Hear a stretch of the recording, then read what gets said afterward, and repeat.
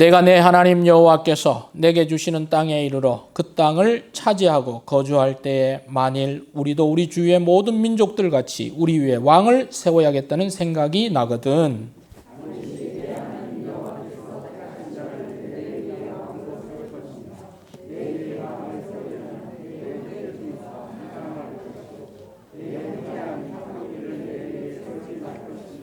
그는 병마를 많이 두지 말 것이요 병마를 많이 얻으려고 그 백성을 애굽으로 돌아가게 하지 말 것이니 이는 여호와께서 너희에게 이르시기를 너희가 이후에는 그 길로 다시 돌아가지 말 것이라 하셨음이며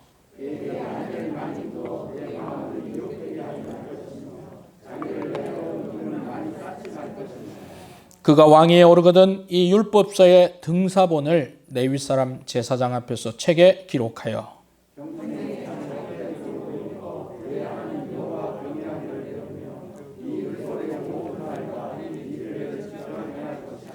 같이 읽습니다. 그리하면 그의 마음이 그의 형제 위에 교만하지 아니하고 이 명령에서 떠나 자로나 우로나 치우치지 아니하리니 이스라엘 중에서 그와 그의 자손이 왕위에 있는 날이 장구하리라. 아멘. 자리에 앉으시겠습니다.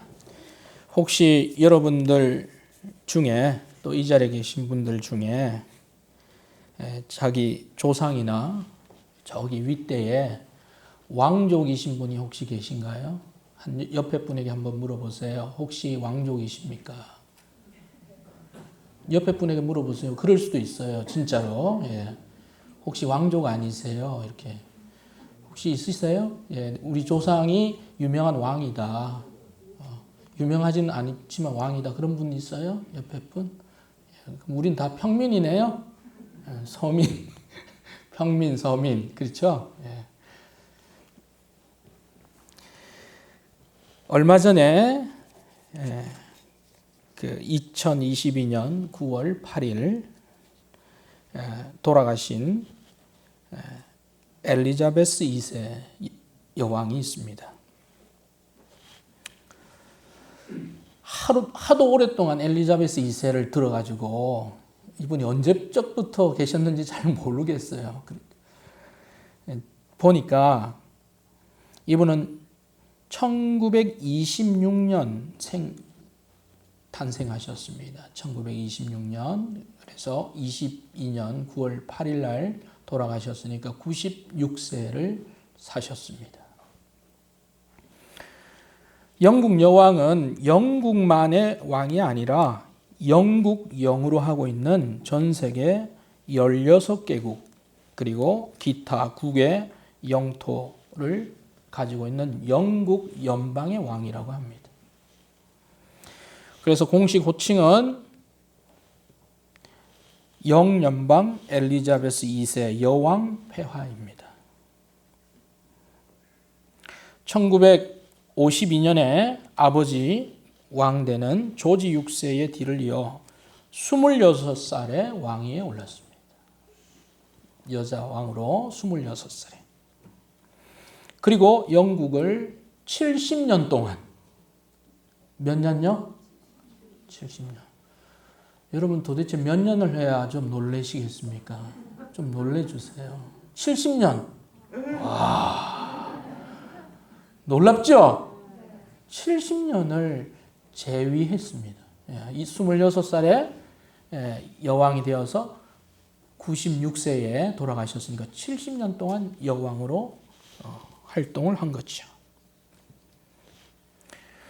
그래서 즉위 60주년을 맞아서 영국 국민들에게 가장 위대한 국왕이 누구인가 설문조사를 했는데 그 전에 그 어떤 왕들을 다 제치고 1위로 엘리자베스 여왕이라고 영국 국민들이 답을 했다고 합니다. 현직에 있는 또 살아있는 왕이 그렇게 존경을 받기가 쉽지가 않거든요. 그런데 영국 국민들에게 1위, 왕으로서의 1위라고 합니다. 기록상 영국의 최장수 통치자이기도 하고요. 영국의 국교회, 성공회죠. 성공회 최고 지도자이기도 합니다. 3남 1녀의 어머니이기도 하고 지금은 엘리자베스 2세가 돌아가셔서 그 아들 찰스 3세 이제 왕으로 재임하게 됐습니다.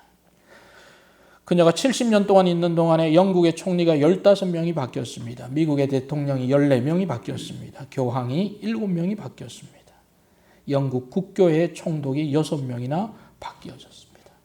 70년 동안 얼마나 많은 사람들이 바뀌었을까요?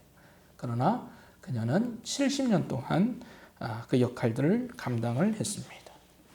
엘리자베스 여왕의 몇 가지 자기가 한 말들이 있는데 믿음에 대해서 이런 말을 했습니다. 1952년 26살 대관식에서 이런 말을 했습니다. 영국민들에게, 연방 모든 사람들에게 여러분의 종교가 무엇이든 저를 위해 기도해 주시기를 부탁드립니다. 하나님과 여러분 앞에서 할 엄숙한 약속을 충실히 실행할 수 있는 지혜와 힘을 하나님께서 제게 평생 주시기를 기도합니다.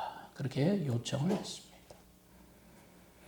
2000년도에는 저에게 그리스도의 가르침과 하나님 앞에서의 개인적인 책임은 삶을 이끌어가는 기준을 세워줍니다. 많은 분들이 그렇듯이 저도 그리스도의 말씀을 통해 어려운 시기에 큰 위로를 받았습니다. 이렇게 말씀을 했습니다. 신앙적으로도 그녀는 한결같았습니다. 엘리자베스 여왕이 서거한 후에 크리스찬 투데이에서는 그녀를 이렇게 평가합니다. 여왕은 20세기와 21세기 현대와 포스트 모던을 넘나들며 자신이 견뎌낸 수많은 폭풍 속에서도 하나님을 향한 자신의 믿음을 닻으로 삼았다. 끝까지 하나님 앞에서 신성한 대관식 언약을 성실히 이행하며 충실하게 살았고 자신에게 맡겨진 사람들을 섬기며 살았다. 이렇게 평가하고 있습니다. 전 세계 영국 연방뿐 아니라 영국 국민들에게도 아주 고결한 여왕으로 또 평가를 받고 있습니다. 얼마 전에 또 우리나라 대통령이 장례에 참여하기도 했죠. 동시대에 이런 존경받는 왕이 우리 곁에 살았다는 것은 참 영광이기도 합니다. 저희 나라도 한두 번 이렇게 방문했던 것으로 기억이 됩니다. 70년 동안 어떤 흠도 만들지 않았고 또 그 역할을 충실하게 수행하기가 쉽지가 않았을 것입니다.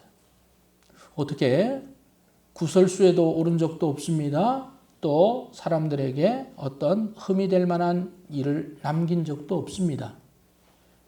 70년 동안 한결같이 자기가 26살에 했던 그 대관식에서의 그 언약을 충실하게 수행했습니다.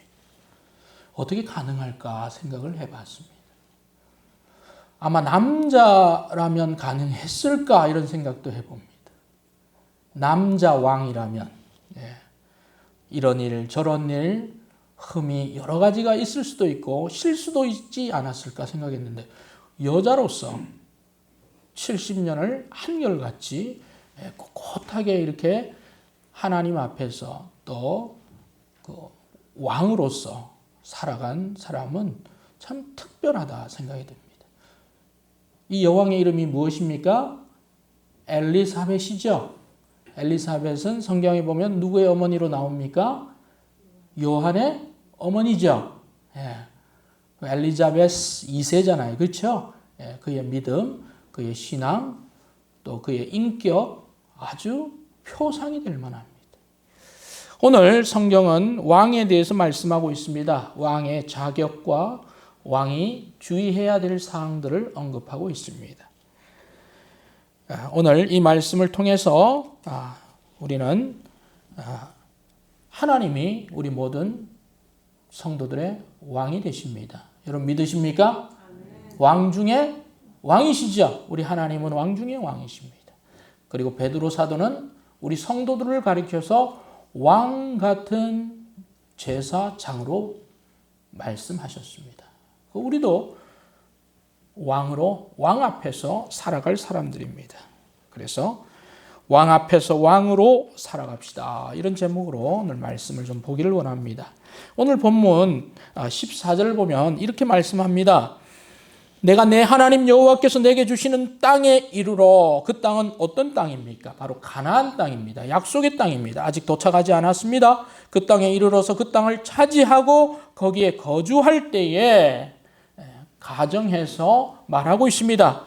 그때 우리도 우리 주위의 모든 민족들 같이 왕을 세워야겠다는 생각이 나거든. 이렇게 말씀하고 있습니다. 당시에 주변에 여러 이스라엘을 주변에 있는 나라들은 전부 다 어떤 정치 체계를 가지고 있습니까? 왕이 있었습니다. 그래서 왕정 체제였습니다. 그러나 이스라엘에는 왕이 있었습니까? 없었습니까? 없었죠. 없었습니다. 그들은 왕이 없었습니다.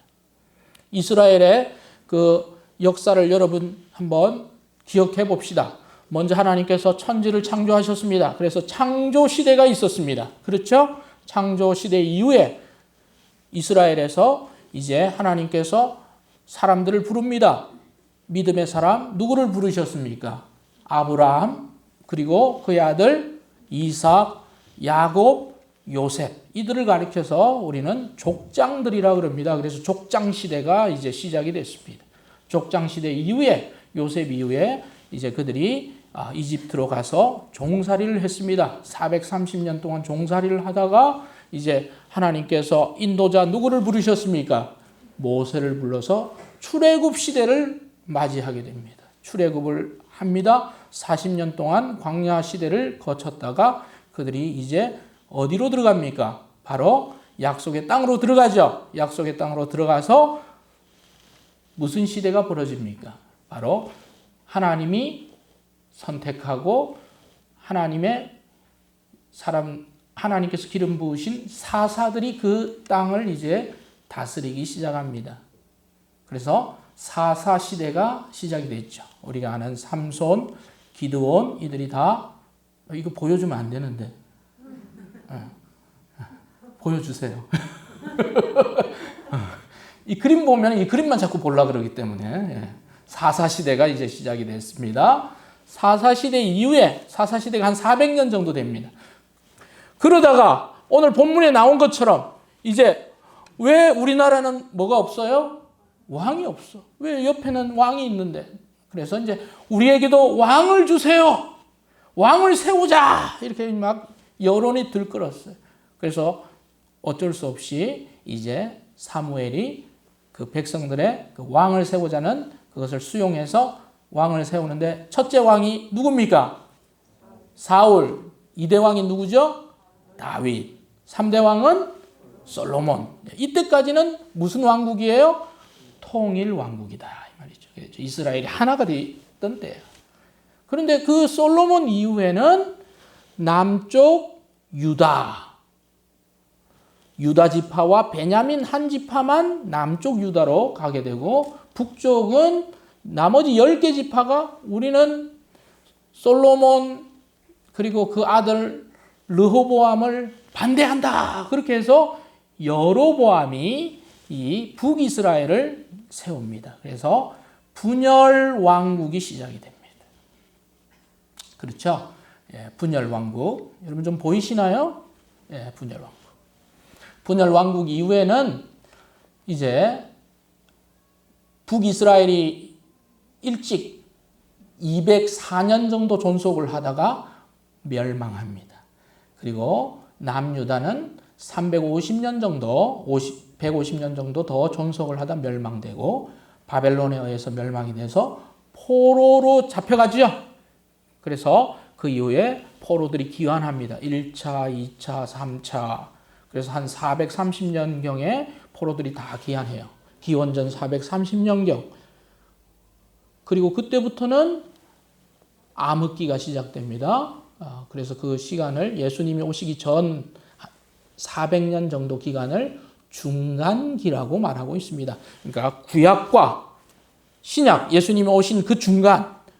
그래서 예수님이 이 땅에 오셨는데 뭐 학자들은 기원전 4세기에 오셨다고 주장하는 학자들이 있고 또 기원전 1세기에 오셨다 또 그렇게 주장하는 학자들도 있고 뭐 그렇게 좀 의견이 있습니다만 하여튼 우리 주님께서 이 땅에 오시면서 이제 구약, 중간기, 그리고 새로운 역사, 신약이 시작이 됐습니다.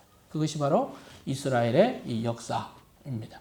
이 역사 중에 오늘은 이 왕에 대해서 분열 왕국 그리고 그 이전의 통일 왕국, 이 왕에 대한 이야기들을 성경이 말씀하고 있습니다. 예. 자, 닫아 주셔도 되겠습니다.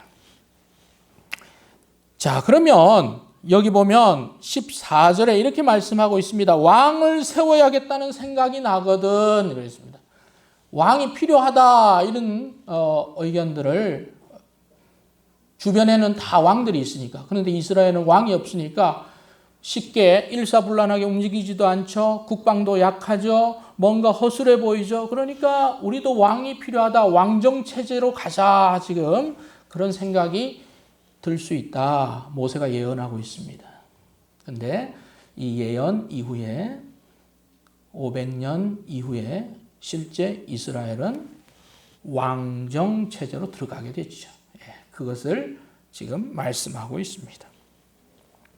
자, 그러면 왕정 시대는 올 거예요. 앞으로 오게 될 겁니다. 지금은 사사 시대도 들어가기 전이었고 가나안 땅에 들어가기도 전이지만 왕정 시대가 올 때 어떻게 해야 하는가? 하나님께서 모세를 통해서 왕의 자격을 말씀하고 있습니다. 15절 같이 읽겠습니다. 시작. 반드시 내 하나님 여호와께서 택하신 자를 내 위에 왕으로 세울 것이며 내 위에 왕을 세우려면 내 형제 중에서 한 사람을 할 것이요 내 형제 아닌 타국인을 내 위에 세우지 말 것이며 이렇게 말하고 있습니다. 자, 왕정시대 이제 왕이 필요해서 왕을 세운다고 했을 때 기준이 없잖아요. 누구를 왕으로 세울 것이냐? 하나님께서 두 가지 기준을 말씀하고 있습니다. 첫 번째가 무엇입니까? 여호와께서 택하신 자를 세워야 한다는 거예요. 한번 따라합시다. 택하신 자를 세워라. 하나님께서. 누가요? 하나님께서 택하신 사람. 여러분 여기 주어가 하나님이 아니라고 생각해 봅시다. 그리고 여러분이라고 생각해 봅시다. 여러분이 택하신 자. 한번 따라합시다. 내가. 시작. 내가 택한 사람. 자, 내가 택한 사람이면 여러분 기준이 어떨까요? 다 다르죠. 예. 어떤 사람은 힘이 센 사람이 되어야 된다. 어떤 사람은 지혜가 있는 사람이 세워야 된다. 어떤 사람은 배경이 좋은 사람, 어떤 사람은 그건 별로 필요 없고 뭐 다 주변을 한번 둘러보세요. 옆에 분 한번 둘러보세요. 우리 다양하죠? 예. 다 기준들이 제각각이에요. 예. 근데 나에게 좋다고 상대방도 좋다 안 좋다? 모른다. 그렇죠? 좋을 수도 있고 안 좋을 수도 있다. 그렇죠? 왜냐하면 생각은 다 다르니까. 그렇죠? 그래서 하나님께서 왕을 그렇게 세우지 말고 누가 택한 사람? 하나님께서 택한 자를 세워야 한다는 거예요. 여러분 그러면 이스라엘의 1대, 2대, 3대 왕을 누가 선택했습니까? 백성들이 선택은 했습니다만 그 선택 이전에 사울 왕에게 누가 기름을 부었죠? 사무엘 선지자. 그럼 사무엘 선지자는 자기 마음대로 기름을 부었나요? 누구예요? 하나님께서. 2대 다윗 왕 2세의 아들이죠? 다윗 형제가 7형제에 있었습니다. 그런데 누가 기름 부었습니까? 선지자가 누구죠? 또 사무엘이에요. 다른 다윗보다 키가 크고 잘생긴 형제들도 있었어요? 없었어요? 있었을 거예요. 그렇죠? 잘생긴 형제들이 있었어요. 예. 그런데 하나님께서 그 사람 하지 말고 다윗에게 부으라. 3대 솔로몬 어느 선지자가 기름을 부었습니까? 야, 이것까지 알면 고단수인데 나단이 부었습니다. 나단. 예, 하나님께서 그 나단 선지자를 통해서 그 아들이 그 사람 누구예요? 솔로몬이죠. 솔로몬의 어머니는 누구예요? 누구죠? 밧세바. 우리가 알기로는 과거가 있어요, 없어요? 과거가 있는 여자죠? 그래도 하나님께서 그런 거 다 덮어두시고 나단을 통해서 또 밧세바의 그 아들 솔로몬을 했어요. 그렇게 해서 지금 하나님이 선택한 자를 세우라고 했어요. 자, 그러면 솔로몬 이후에는 르호보암이에요. 르호보암이 이제 아들로 이제 세워지고 남쪽은. 그럼 북쪽은 누구냐? 솔로몬 때 신하를 감당하고 있던 여로보암이라고 하는 청년이 있었어요.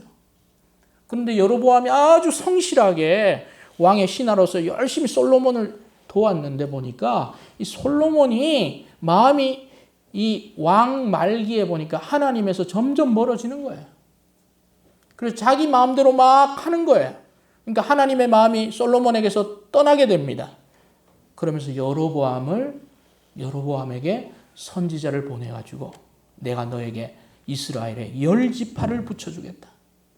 너가 다윗과 같이 하나님을 경외하고 네가 한 길로 가면 너에게 축복해 주겠다. 그렇게 여로보암을 기름을 부었어요. 누가 부으셨어요? 누가 부으셨어요? 하나님 부었어요. 예. 그래서 북이스라엘도 그렇게 시작이 된 거예요. 근데 문제는 그 다음이 문제죠. 그 다음이 그렇게 부어줬는데 그 다음부터는 누구 마음대로 간 거예요? 자기 마음대로 간 거예요. 그러니까 그 나라가 오래가지를 못했지. 중요한 것은 뭐예요? 왕으로 세우는 자는 바로 하나님이 택한 자를 세워야 돼요. 뿐만 아니라 타국인에서 세우면 안 돼요. 이스라엘 백성 중에서 세우라 그랬어요. 왜 타국 사람 차별합니까? 차별이 아니라 이 구별이라고 하죠. 여러분 지금도 우리 그 국적이 있어요. 여러분 국적이 어디입니까? 대한민국이죠. 지금도 우리나라가 이중 국적을 허용합니다. 그렇다고 해서 다른 나라의 국적을 가지고 있고 한국 국적을 취득한 사람이 공무원 될 수 있어요, 없어요? 잘 모르겠어요? 될 수 있을까요, 없을까요? 있어요.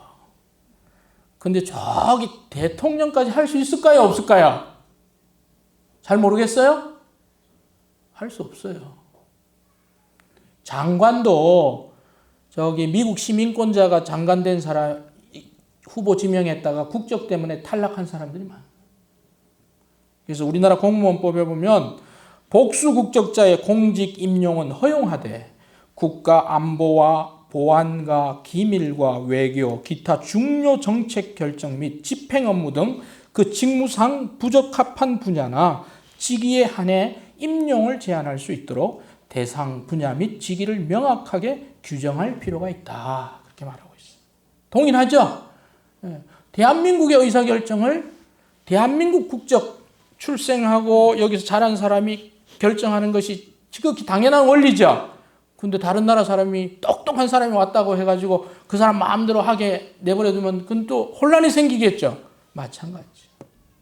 이스라엘은 어떤 나라입니까? 하나님이 선택한 나라죠. 하나님의 왕 되신 나라죠. 그래서 이스라엘 백성들 중에서 그 형제들 중에서 다른 여러 나라의 출신들이 와서 왕이 되어서는 안 된다.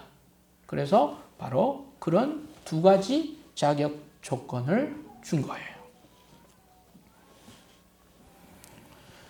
우리도 보세요. 우리 교회 정관이라고 하는 내용이 있습니다. 거기에 보면 우리 교회 목회자가 되려면 자격 조건이 있을까요? 없을까요?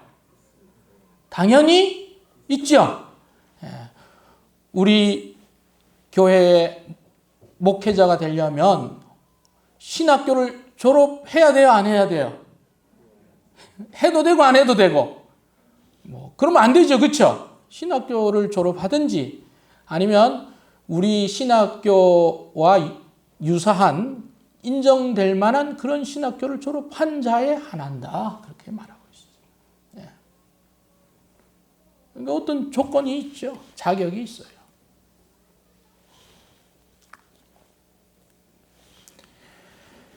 자, 그러면 여기서 하나님께서 택하신 자를 세운다는 조건. 이 조건이 계속 유지되어야 되는데 이스라엘은 이것을 신실하게 지켰을까요? 아니면 시작은 그렇게 출발했는데 가다가 좀 바꾸기도 하고 이렇게 했을까요? 변경이 되었을까요? 안 되었을까요? 되었죠. 북이스라엘은 일대 여로보암은 하나님께서 선지자를 통해서 기름 부어서 시작했지만 그 이후로는 그냥 그 아들이 되다가 또 신하가 모반해서 죽이고 자기가 왕이 되고 그러다 또 다른 신하가 죽이고 그래서 북이스라엘은 총 19명의 왕이 204년을 통치했는데 2세대가 넘어간 왕은 딱 2왕밖에 없다는 거예요. 그만큼 뭐예요? 왕들이 9개 가문에서 왔다 갔다 한 거예요. 그러니까 다 몇 년 하다가 끝나고 하나님께서 택한 자가 아니고 뭐예요? 스스로 왕위를 찬탈해서 그러니까 그 나라가 어떻게 됩니까? 장구하지를 못하고 단명하게 됐죠. 그러나 남유다는 그래도 하나님께서 누구를 사랑하셨어요? 다윗을 사랑했죠.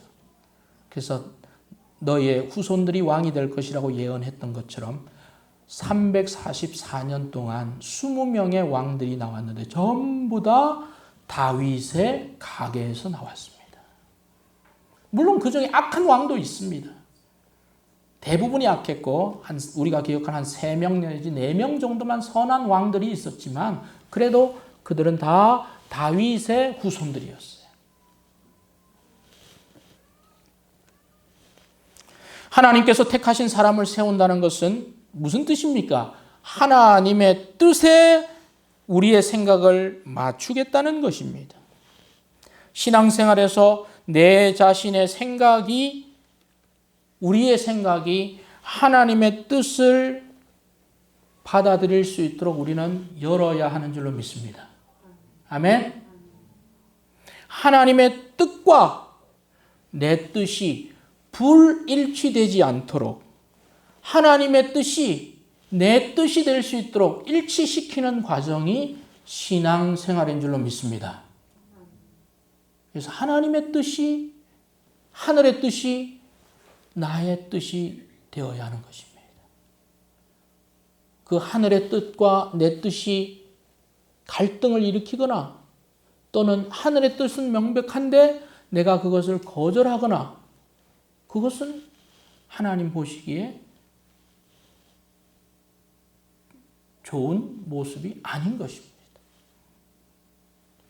그래서 우리는 오늘 본문에 나와 있는 하나님께서 택하신 자를 세운다라고 하는 이 본문에서 신앙생활 중에 내 뜻이 아니라 하나님의 뜻에 계속 맞추어가는 그런 것을 추구하는 원칙이 우리에게 필요한 줄로 믿습니다.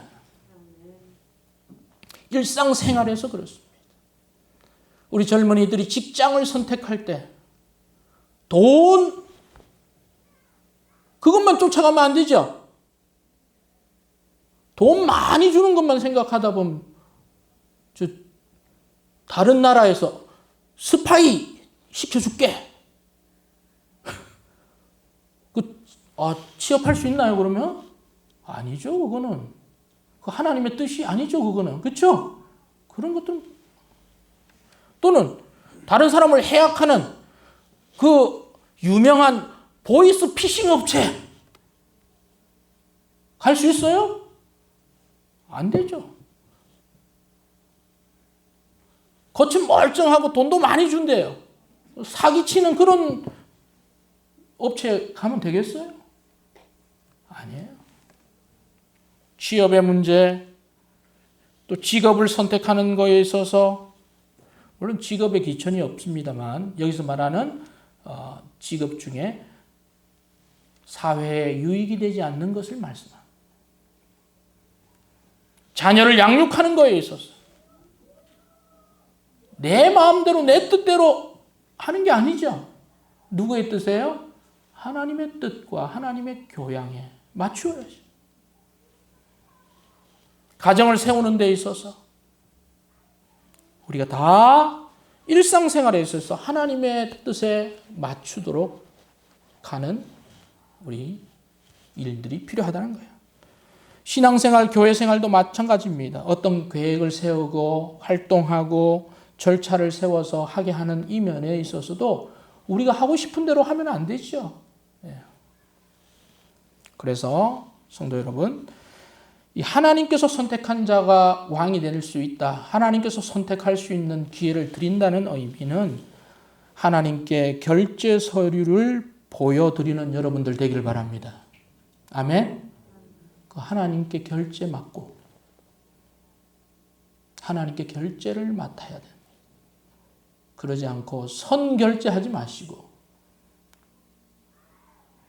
그래서 충분한 기도, 충분한 묵상 이후에 어떤 것을 결정하고 하나님께서 아무런 거스림이 없다고 생각되면 잘 진행이 되는 거예요.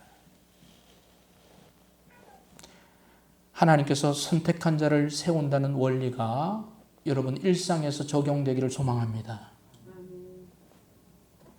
두 번째로 금기사항이 있습니다. 왕이 된 자가 하지 말아야 될 일 16절, 17절입니다. 16절 같이 읽읍시다. 시작. 그는 병마를 많이 두지 말 것이요. 병마를 많이 얻으려고 그 백성을 애굽으로 돌아가게 하지 말 것이니 이는 여호와께서 너희에게 이르시기를 너희가 이후에는 그 길로 다시 돌아가지 말 것이라 하셨음이며. 자, 왕이 된 자가 하지 말아야 될 것이 무엇입니까? 첫 번째, 병마를 많이 두지 말라. 병마니까 뭐예요? 군사용 말이죠. 예전에는 말들을 가지고 전쟁을 수행했으니까요. 그 병마를 그러면 왕이 세웠는데 한 마리도 없다. 그러면 안 되겠죠. 적정한 수준은 있어야 됩니다. 여기 보면 얼만큼 두지 말라 그랬어요. 본문에. 많이 두지 말라. 그러니까 적정한 규모는 필요하죠. 그런데 그 적정한 규모를 뛰어넘어서 많이 두는 것에 지금 말하는. 그럼 많이가 몇 마리예요? 잘 몰라요. 그러나 일상적으로 요구되는 그 수준에 그 이스라엘이 자국의 영토를 수호하고 업무를 해나가는 그 범위의 수량이 있을 거예요. 그렇죠? 그것을 훨씬 뛰어넘는 그 말들. 그런 말들은 당시 어디에서 가지고 옵니까? 여기 보니까 어디라고 말하고 있습니까? 애굽이에요.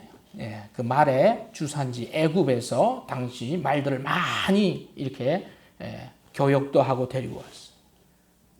그럼 애굽으로 말을 데리고 오려면 어디로 가야 돼요? 애굽에 가야 되겠죠.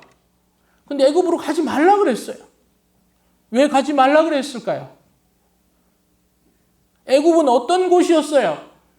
이스라엘 백성들이 떠나온 곳이에요. 그렇죠? 거기는 종대에 있던 종의 장소였어요. 이제 자유가 됐어요. 여기 살아야 되는데 다시 애굽으로 말 구하러 가는 것은 무엇과 같은 의미를 주는 겁니까? 종으로 다시 돌아간다. 하나님 없이 산다. 이런 의미를 가지고 있어요. 그래서 너희는 거기로 다시 돌아가지 말라 그랬어요. 하나님께서 하지 말라고 하셨는데 기어코 또 한 사람이 있어요. 누구예요? 솔로몬이 애굽의 말들을 많이 가져왔어요. 왜냐하면 그 솔로몬 시대가 가장 전성 시대였잖아요. 그러다 보니까 말들이 많이 필요해서 애굽 말들도 가져왔어요. 애굽에 있는 말들만 데려오면 좋은데 그 다음 구절에 보면 또 말들만 데려온 게 아니고 누구도 또 데려왔어요. 바로의 딸도 데려왔어요. 17절 같이 읽읍시다. 시작. 그에게 아내를 많이 두어 그의 마음이 미혹되게 하지 말 것이며 그랬어요. 여기에 보니까 아내를 두지 말라고 하지 않았어요. 뭐라고 금기하고 있습니까? 얼마가 많은 거예요? 좀 곤란하네 질문이요. 그렇죠? 많이 두지 말라 그랬네. 그렇죠? 당시에는 우리 문화적인 간격을 좀 뛰어넘읍시다. 당시에는 자, 한 나라의 왕이 되면 그 자국의 그 영토를 안정시키기 위해서, 왜냐하면 주변에서 막 침략하고 그러니까 어떻게 해요? 정치적으로 평화적으로 그 나라를 운영하려고 어떻게 했어요? 다른 나라의 공주를 자기 나라에 데려오기도 하고 또 자기 아들들을 또 이렇게 장가 보내기도 했죠. 그래서 무슨 결혼이라 그럽니까? 정략 결혼이라고 그러죠. 그렇죠? 그런 것들을 이렇게 많이 했었던 것 같습니다. 그런데 그것도 적당히 해야죠. 그렇죠? 근데 여기는 뭐야? 많이. 많이 두면 어떤 문제가 생겨요? 여기 있던 것처럼 그의 마음이 어떻게 된다고요? 누구에게 미혹되는 거예요? 어느 여자? A 여자, B 여자, C 여자, D 여자. 그렇죠? 그렇잖아요. 그냥 뭐 아내가 입 닫고 가만히만 있겠어요? 이 얘기 한마디 하고 저 얘기 한마디 하고 그러다 보면 저기 왕궁이 후궁이 한 300명 되면 뭐예요? 못 살 것 같은데. 별로 대답들이 없으시네요. 지금 눈치 보는 거 아닌가 모르겠어요.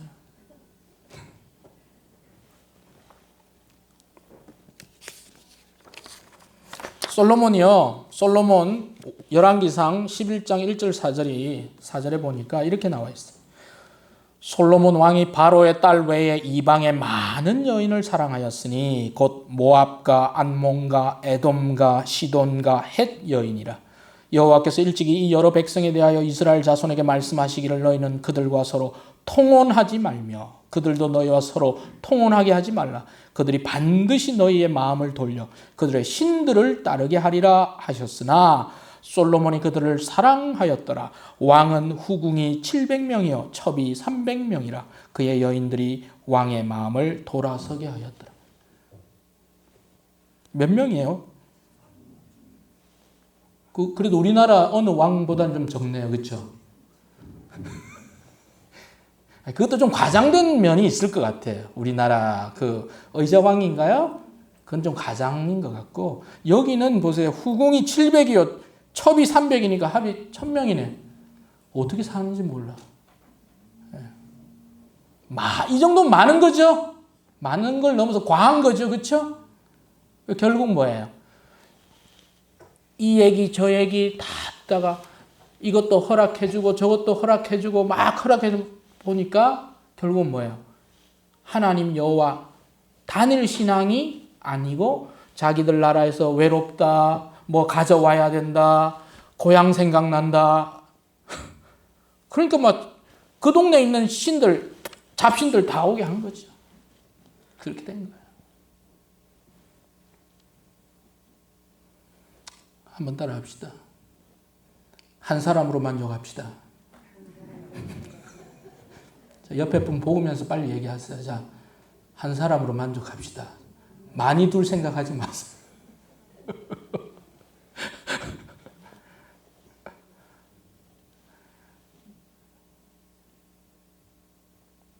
그리고 또 보면 17절 하반절에 보면 은금을 뭐 하지 말라 그랬어요?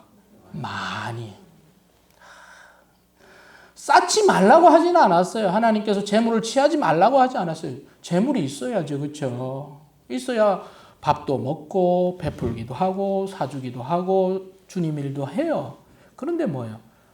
과도한 어떤 물질관에 있어서 과도한 추구. 사람을 돈에 뭘로 만드십니까? 노예로 만드는 거예요. 적당하면 돼요. 뭐든지 적당하면 좋은데 지나치면 문제죠. 과유불급이죠. 너무 지나친 거. 여러분 오락이나 뭐 운동이나 취미 활동 적당하면 좋아요. 자, 우리 옆에 분에게 이렇게 이야기합시다. 적당히 합시다. 적당히 합시다. 반응들이 또 미지근해요 오늘. 좀 적당히 합시다. 예? 예?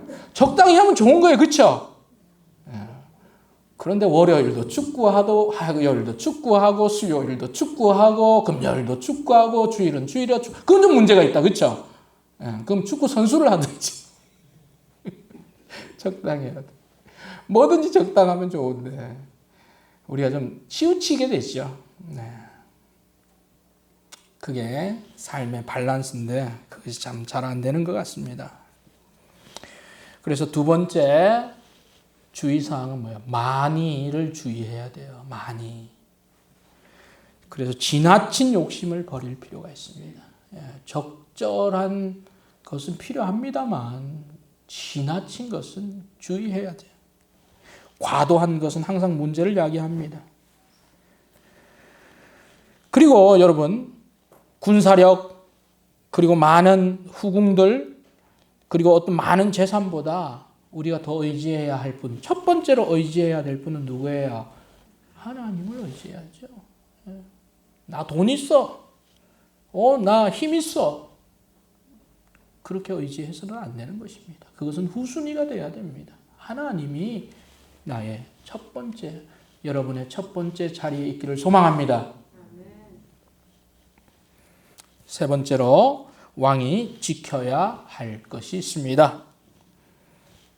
18절, 19절 같이 읽읍시다. 시작. 그가 왕위에 오르거든 이 율법서의 등사본을 레위 사람 제사장 앞에서 책에 기록하여 평생에 자기 옆에 두고 읽어 그의 하나님 여호와 경외하기를 배우며 이 율법의 모든 말과 이 규례를 지켜 행할 것이라. 자, 왕이 되면 해야 될 첫 번째 일이 있습니다. 뭡니까? 레위 사람 제사장을 모셔와서 그 앞에서 여기 보면 율법이라고 그랬죠? 율법의 모든 말.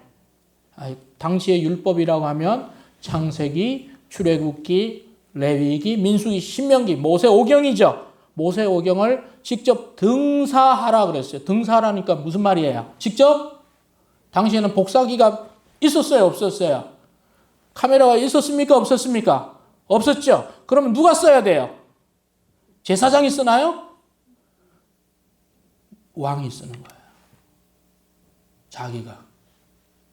창세기 1장. 그 팔 되게 아플 거예요. 왕도 참 극한 직업 중에 하나예요. 다 써. 직접 필사를 했다 이 말이죠.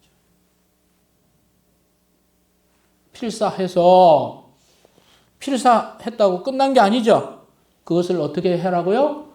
자기 옆에 두라. 여러분 성경책 옆에 그렇죠? 두듯이 옆에 두고 옆에 두어서 이 먼지가 자꾸 있으면 안 되잖아요, 그렇죠? 두고 그다음 뭐 하라 그랬어요? 읽어. 그리고 배우고 지키고 행하고. 동사가 도대체 몇 개가 나옵니까? 옆에 두고 읽고 배우고 지키고 행하고. 아멘. 이게 어떤 왕이 될 자격? 선왕이 될 자격이 있어요. 이게 우리가 해야 할 일이죠. 목사님 뭐 성경 골든벨 그것도 왜 해요? 힘들게. 그럴 때라도 해야지 또 말씀이 또 들어오더라고요. 읽게 되더라고요. 그렇지 않으면 없어요. 잘 안 해요. 그렇게 하면 어떤 약속, 이런 금기할 것을 금기하고 지킬 것을 지키면 하나님께서 뭐라고 말씀하셨습니까? 20절 같이 읽읍시다. 시작. 그리하면 그의 마음이 그의 형제 위에 교만하지 아니하고 이 명령에서 떠나 좌로나 우로나 치우치지 아니하리니 이스라엘 중에서 그와 그의 자손이 왕위에 있는 날이 장구하리라. 할렐루야. 이런 왕이 있었습니까? 없었습니까? 이런 왕인데 겸손해요. 왕인데 자기 하고 싶은 대로 좌로나 우로나 치우치지 않아요. 하나님이 그에게 축복을 주셨어요. 그런 왕이 있었습니까? 없었습니까? 한 사람 있었어요. 다윗이 있었죠. 다윗이 범죄했지 않습니까? 범죄했죠. 그러나 그가 겸손한 것은 뭐예요? 나단이 그를 야단쳤을 때 그는 저놈을 잡아 죽여라. 그렇게 말하지 않았어요. 그 앞에 무릎 꿇을 줄 알았습니다. 하나님께서 하시는 말이구나. 아, 내가 놓치고 있었구나. 내가 권력에 너무 취해 있었구나. 그리고 그는 회개하고 시를 씁니다. 교만하지 아니한 왕. 그것이 왕 다윗 왕이에요. 하나님께서 그의 잘못에도 불구하고 뭐라 그랬습니까? 내 마음에 합한 사람이다. 무흠한 사람이 어디 있어요? 무결점의 사람이 우리 중에 누가 있습니까? 그러나 하나님께서 말씀하실 때 들을 수 아는 사람, 그리고 치우치지 않고 다시 하나님 앞에 고백하고 나아갈 수 있는 그 사람은 하나님께서 그를 국률이 여겨서 그의 자손이 왕위에 있는 날 장구하리라는 약속대로 남유다, 비록 악한 왕들도 있었습니다만 20명의 자녀들이, 왕의 후손들이 그래도 다윗 가문에서 다 왕이 돼서 유다 지파를 이어주고 하나님께서 그 약속을 성취해 주셨습니다. 말씀 마무리하겠습니다. 성도 여러분, 우리들 누구든지 우리의 인생이 좋은 평가를 받기를 다 원하지 않습니까? 또 그 평가를 뛰어넘어서 우리의 자녀들이 또 나를 뛰어넘어서, 우리를 뛰어넘어서, 나를 뛰어넘어서 더 하나님께 위대하게 쓰이고 또 충실한 삶을 살고 사람들에게 존경받기를 우리 모두 소망합니다. 그러할 수 있는 비결은 무엇입니까? 바로 오늘 말씀하셨던 하나님이 눈으로 택하는 것을 배워야 하고, 그리고 하나님이 하지 말라고 한 너무 과도한 어떤 것을 절제할 줄 알아야 돼요. 그리고 하나님이 말씀하신 것처럼 하나님의 말씀을 가까이에 두고 계속 그 말씀을 지키려고 묵상하고 배우려고 하는 그 사람에게 하나님은 은혜를 베푸신다는 사실을 우리 모두 배우길 바랍니다. 그 사람과 그 자녀들에게 하나님은 축복을 약속해 주셨습니다. 축복의 손길이 여러분, 또 여러분의 가정, 우리 공동체에서 떠나지 않기를 소망합니다. 기도하겠습니다.